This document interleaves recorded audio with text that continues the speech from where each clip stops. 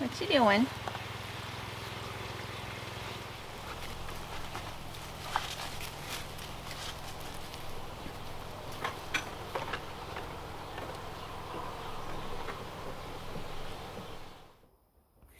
Kai and I are going to try and get this plastic up tonight, just so that we can save our other materials from getting buried in the snow. It's kind of hard to get everything dug out again every time. So if we can get the plastic on over the top, that means we have somewhere warm to work. So I save old jars and put them over the top of the T-post, and that protects the plastic. When you put the plastic over the top, you don't want it rubbing against something sharp. So all the T-posts need glass. Plastic also works. Also, plastic does not shatter. So far, there's a whole lot more in this package than what originally it looked like. We're still unwrapping it and trying to find the ends. They can figure it out. Because that's what a good YouTuber does. She's not specific.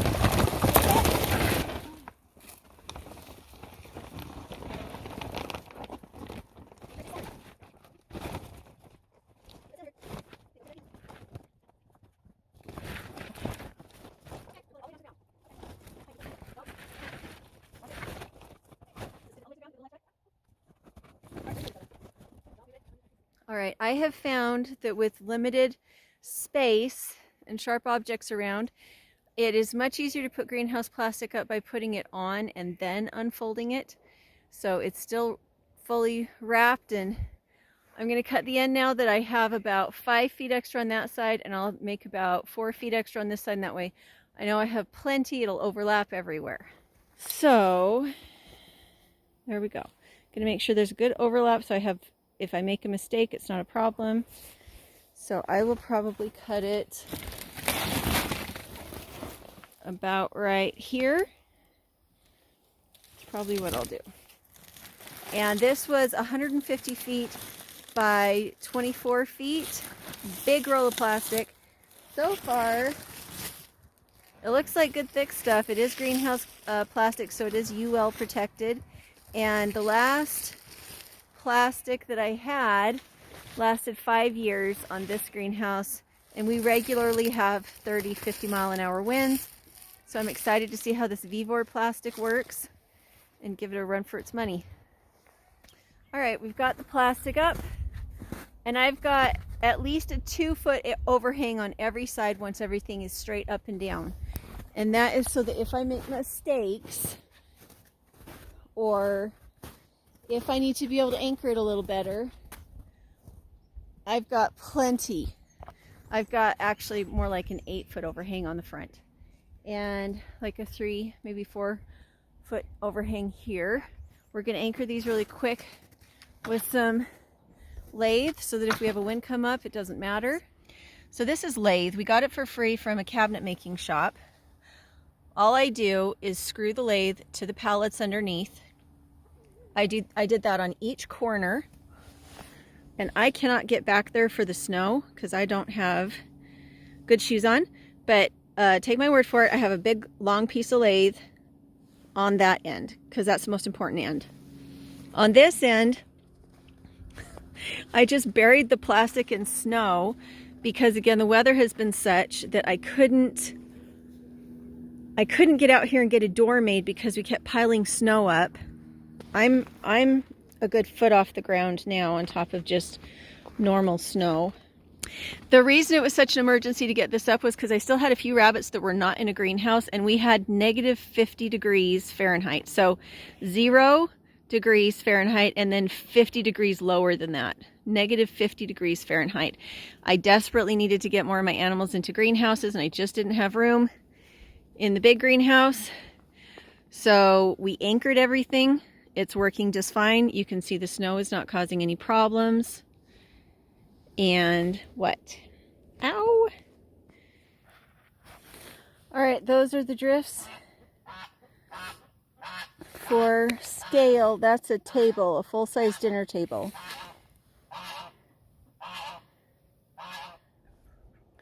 Okay, there is my snowbank.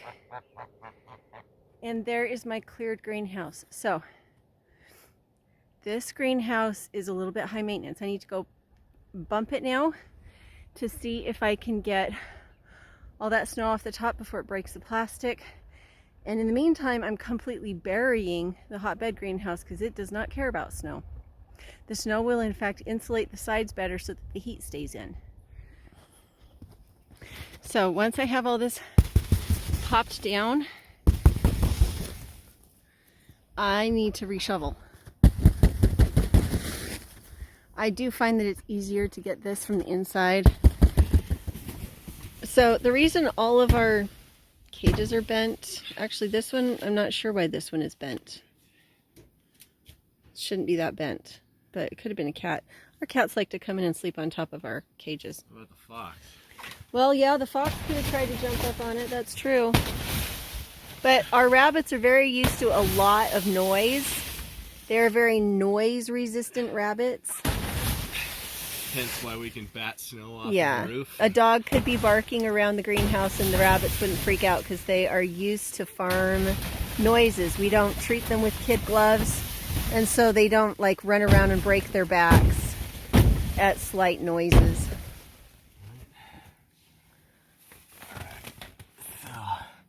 Yeah, I can't do it in slow motion.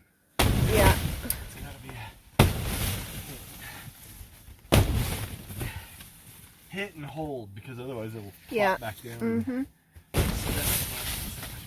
Okay. The reason why this is different is because there's little grids, and when the snow gets on the grids, the plastic can't dip or stretch to form a bowl.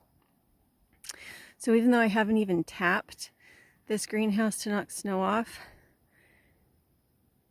all the snow is piled at the bottom. All the snow has come off the top. There's nothing there to damage the greenhouse because the snow itself will slide off as long as the plastic doesn't sag so much that it forms a bowl at the top.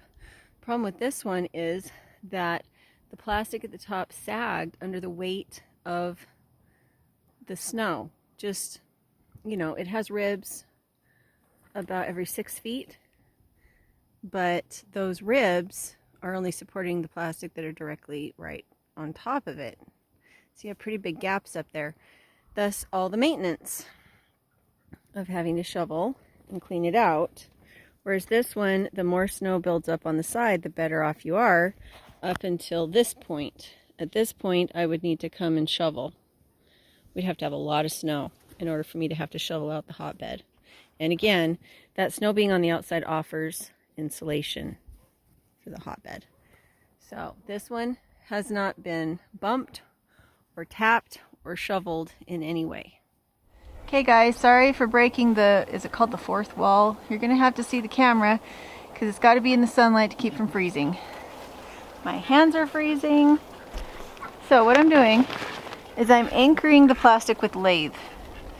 And the fact that the lathe is long will keep it pressed tight enough that it won't tear in a high wind.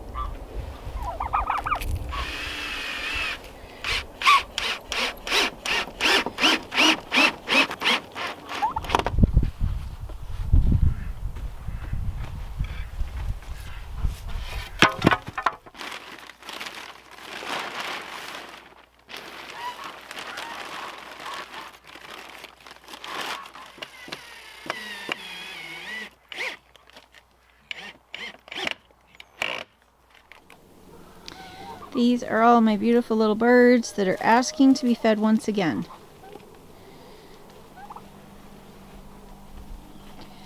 I've already fed them twice, but again, last night was 14 degrees. And so, even though I fed them very generously, and then fed them again very generously, like large amounts both times, they are hungry because cold means calories being burned. And I've noticed, where is she? I don't see her. I don't think it was that duck. One of the ducks was actually shivering, and if in cold weather your animals ever start to actually shiver, you know that you need to feed them more. That one right there was eating a weed that had blown in, but they weren't eating, like you see the strawberries? They're not eating the strawberry leaves. They really like the Swiss chard. I've got one little weed over here. Let's see, where is it? This right here. That actually needs to be pulled out. This is what he was eating. Is that lamb's quarters? I think that's lamb's quarters. I don't know how that one got in there, but we'll pull it out. Because we don't want it going to seed. Where is it? Is that it? Okay. Do you want to give that to a rabbit? Look at that. Yeah, it's beautiful. For some reason they think my wedding ring is going to be delicious, and then it's not delicious. And yes, I did purposefully plant clover in here. I wanted to see how a cover crop would do in a hotbed. Hey guys. Okay, so I wanted to show you this one. This one is under shade. Once again, I did do up the corners and the sides with baling twine. And then I went back, these ones I reinforced also with old hose. It's like 20 years old, the hose. So, the wood you see here is from a cabinet maker shop that they gave away for free. We just had to have a trailer long enough to pick it up. So the rabbit cages fit on that lathe. And then they poop into the hotbed. I don't like to keep the rabbits on the hotbeds that are exposed to full sun during the day. So I'm strategic about when I have a cage on. The hotbeds that are out in full sun, I put the rabbits on top of them when it's spring or fall because it's not hot. Right now it's August, so it's hot. So I have them under a tree, and there's trees on both sides.